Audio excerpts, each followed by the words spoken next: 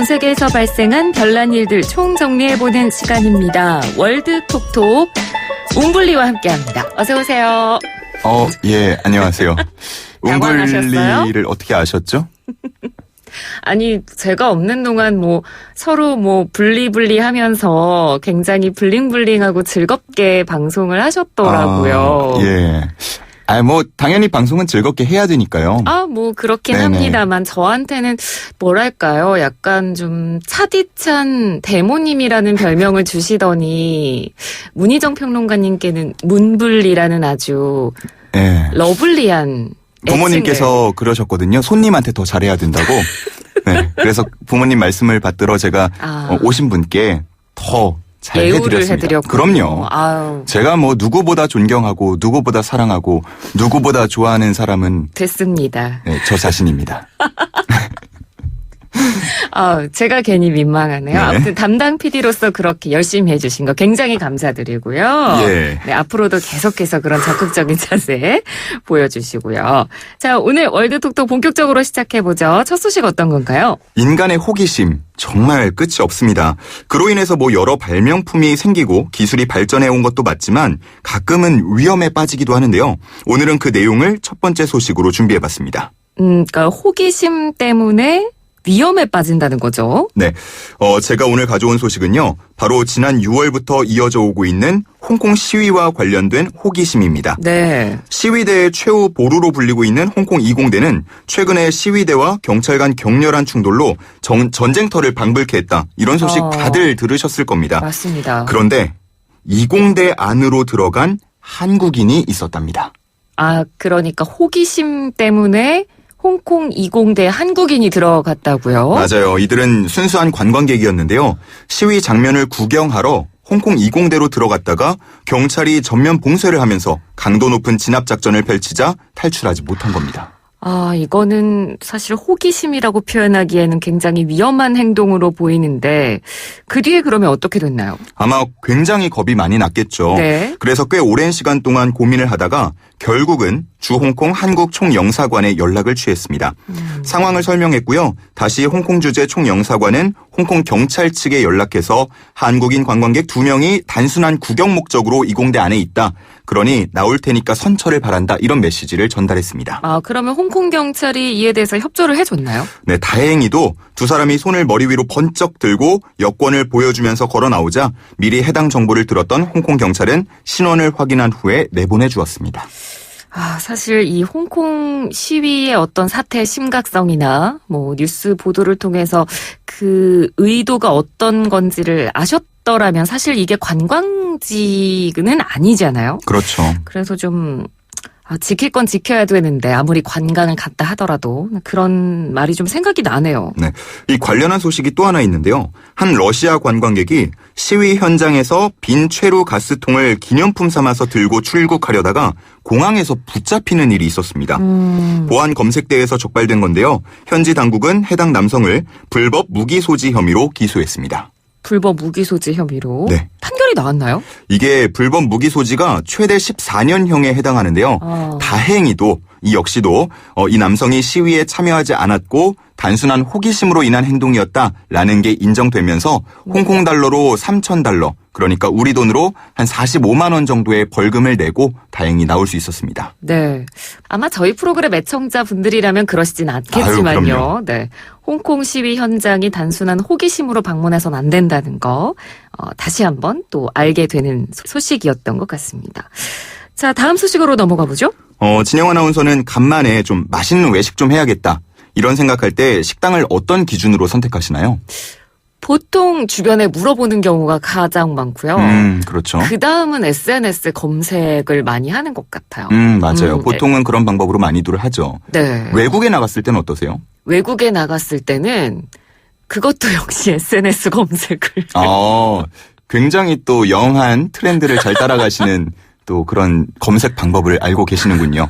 요즘에는 정말 왜 그냥 일반 구글이라던가 네이버라던가 이런 포털 사이트에 검색을 하면은 광고성 글이 워낙 많다 보니까 맞아요. 말씀하신 대로 SNS에 검색하시는 경우도 많고요. 네. 아니면은 미슐랭 가이드를 참고하시는 맞습니다. 분들도 굉장히 많습니다. 네. 이 미슐랭 가이드 별점에 따라서 정말 별 3개 받았던 곳은 이제 만점이니까 사람들이 줄 서서 먹고 막 이런 장면을 쉽게 볼 수 있는데 네. 그 좀 신뢰가 아무래도 좀 가잖아요. 그러니까요. 당연합니다. 그러니까 아무래도 미슐랭 가이드에 뭐 소개된 곳이라더라 하면은 뭐 좀 믿고 가게 되는 경향도 있는 것 같고. 그렇죠. 좀 신뢰가 가기 마련인데 얼마 전에 국내에서 그 별점 거래 의혹 때문에 좀 논란이 됐었잖아요. 맞습니다. 미슐랭 가이드 서울판이 지난 2015년 처음 발간됐는데요. 이를 앞두고 한 코디네이터가 내부 정보를 알려줄 테니까 연간 5천만 원 상당의 컨설팅 비용 그리고 부대 비용을 나한테 달라. 이런 계약을 제시했다는 의혹이 보도됐었죠. 네. 미슐랭 가이드는 내사 결과 관련 증거는 찾을 수 없었고 논란이 된 코디네이터는 자사 소속이 아니라고 말을 했습니다. 그러면서 이 논란은 의혹만 남긴 채 좀 종료가 되는가 싶었는데요. 이번에는 프랑스에서 관련 소송이 시작됐습니다. 그러니까 미슐랭의 고향이 프랑스인데 그렇죠. 프랑스에서 그러면 비슷한 문제가 생긴 건가요? 이번에는 평가 기준과 관련이 있는 소송이었는데요. 네. 한 유명 요리사가 본인의 레스토랑이 최고 등급인 별 3개에서 2개로 강등되자 평가 사유가 적힌 서류를 공개하도록 해달라며 제소를 한 겁니다. 참고로 별 3개짜리 식당이 현재까지 전 세계에 한 50여 곳 정도밖에 안 되거든요. 그러니까 그 전에는 꽤나 영광스러웠다가 2개로 강등되니까 기분이 좀 상했겠죠. 네. 뭐 마음은 어느 정도 이해가 가는데 재판은 어떻게 진행됐나요? 우선 해당 요리사는요. 이 미슐랭 가이드 평가에 적힌 재료 및 조리 과정에 대해서 단점이라고 지적한 부분을 반박하면서 요리하는 모습을 직접 영상에 담아서 공개했고요. 네. 미슐랭 가이드 측은 평가단의 신상을 익명으로 유지하는 것이 굉장히 중요한 또 자신들만의 기준이라면서 관련 정보를 우리는 공개할 수 없다. 이렇게 반박했습니다. 그러니까 뭐 우리나라의 사례도 그렇고 프랑스에서 이번에 발생한 사례를 봐도 이 미슐랭 가이드라는 게 그리고 또 별점이라는 게 얼마나 이 음식업계에 영향을 미치는지를 딱 단면적으로 알 수 있는 그런 문제들인 것 같네요. 그러니까요. 근데 그러다 보니까 좀 최근에 젊은 요리사들 사이에서는 이 별점을 포기하는 사례도 있다고 합니다. 10년 넘게 별 3개 만점을 유지해온 프랑스 제과점은 물론이고요. 한 30, 40대 좀 젊은 셰프들을 중심으로 이 평가를 거부하는 움직임이 많아지고 있다고 합니다. 네. 자, 미슐랭 가이드와 관련한 이야기를 들어봤고요. 이제 마지막 소식 들어보죠. 세상에는 정말 다양한 종류의 세금들이 있습니다. 뭐 인도에는요. 에어컨이 설치된 식당에 부과하는 일명 에어컨세가 있고요. 독일에는 반려동물을 키우는 사람들에게 책임감을 부여하기 위해서 일명 강아지세라고 부르는 세금도 있습니다. 네. 그리고 유럽의 꽤 많은 나라들에서는 국민 건강 증진을 위해서 일명 설탕세를 부과하고 있는데요. 이번 시간에는 설탕세, 비만세, 소다세로 불리는 이 세금 이야기를 한번 해보도록 하겠습니다. 네. 우리나라에서도 사실 비만세로 아마 가장 많은 분들이 알고 계실 것 같은데 이 시간에는 저희가 설탕세라고 언급을 하겠습니다. 그러니까 당이 일정 기준 이상 들어있는 식품에 세금을 부과한다. 이런 내용인데 어떤 나라들이 시행 중인가요? 우선 노르웨이가 1981년 굉장히 빨리 도입을 했고요. 본격화된 거는 2010년 이후에요. 그때부터 좀 여러 나라들에서 이 시행을 했는데 프랑스, 영국 등 유럽은 물론이고요. 아랍에미리트, 태국, 필리핀 등까지 확산됐습니다. 물론 각 나라마다 뭐 세금을 얼마 정도로 책정하는가 그리고 그 얼마나 들어있어야 세금을 부과하는가 이런 기준 같은 것들은 조금씩 다릅니다. 네. 그러니까 아무래도 현대인들의 어떤 식습관에 좀 문제가 생긴 건 맞잖아요. 그렇죠. 그러니까 좀 자극적인 음식이나 당이 높은 음식들이 많아지고 근데 정반대로 운동량은 점점 감소하고 그러니까 건강상의 문제들이 전 세계적으로 제기가 되다 보니까 우리나라에서도 뭐 이 설탕세 비슷하게 도입하자는 얘기도 있었고. 그랬죠. 그러니까 이게 좀 세계적인 추세인가 봐요. 그렇죠. 아무래도 말씀해 주신 것처럼 현대인들이 건강에 대해서 좀 문제점이 많이 지적이 되다 보니까 아마도 점차 더 많은 국가들에서 이 설탕세를 검토할 것 같은데요. 네. 2016년에는 세계보건기구에서 각국의 설탕세 도입을 권고한 적도 있었습니다.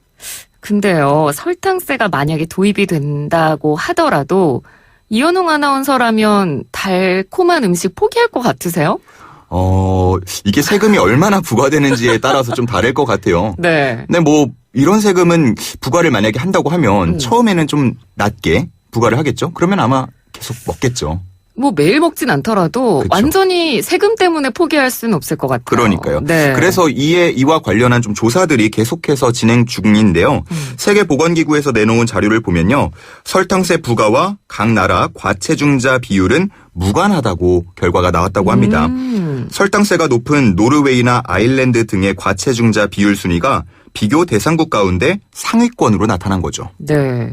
그런데 이 80년대부터 시행한 노르웨이는 예외로 치더라도 나머지 국가들은 아직 막 이렇게 뚜렷하게 변화가 보이기에는 시간이 좀 짧지 않을까요? 그렇죠. 제가 말씀드렸다시피 2010년대 이후에 본격화됐기 때문에 네. 조금 그런 면이 있을 것 같습니다. 그래서 건강관리 단체들은요. 향후 10년간 비만율 5% 감소 뭐 이런 식으로 좀 장기적인 목표 계획을 세우면서 설탕세를 더 도입하자 그리고 설탕세를 더 높이자 이렇게 주장을 하고 있습니다. 네. 한편 설탕세를 가장 먼저 도입한 노르웨이 보건국 조사가 최근에 하나 나왔는데요.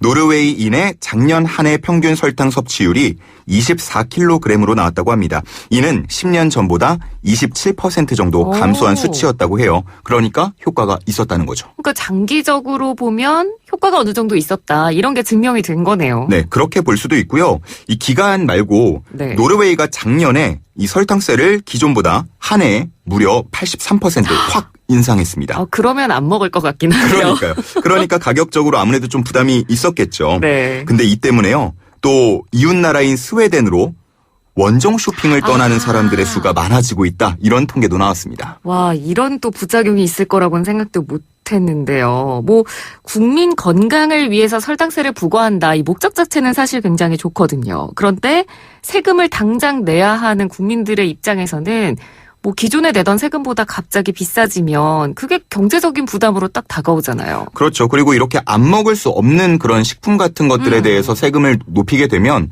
어떻게 보면은 서민들에 대한 네. 좀 과세 부담이 커지는 경향이 또 있기 때문에 그렇죠. 실제로 보리스 존슨 영국 총리 같은 경우도 서민 부담이 커지는 불평등한 세금이라며 공개 비판한 적이 있습니다. 네. 관련 업체들은 당 함량을 그 기준에 맞춰서 낮추려고 노력을 하고 있는데 여기에다가 세금까지 인상해버리면 이중 규제다 이런 입장도 보이고 있죠.